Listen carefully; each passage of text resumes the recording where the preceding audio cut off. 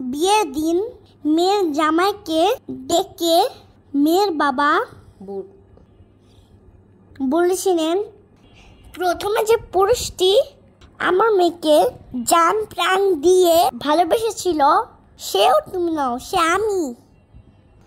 যাই হোক, যে পুরুষটা ওকে সারা জীবন যত্নে রাখতে পারবে আমি আশা করি সে আমি নই, সে তুমি। কিন্তু কোনো কারণে যদি কোনোদিন আমার রাজকন্যাকে ভালোবাসতে না পারো তাহলে ওকে জানিয়ে দিও, আমাকে জানিও, আবার নিয়ে আসবো ওকে, আমার কাছে নিয়ে আসবো। আমার রাজকন্যার জন্য আমার রাজ্যে সবসময় উন্মুক্ত থাকবে।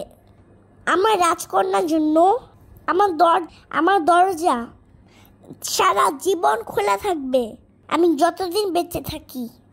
একটি বাবার বিয়ের দিন তার মেয়ের জামাইয়ের কাছে এই অনুরোধগুলো করছিল।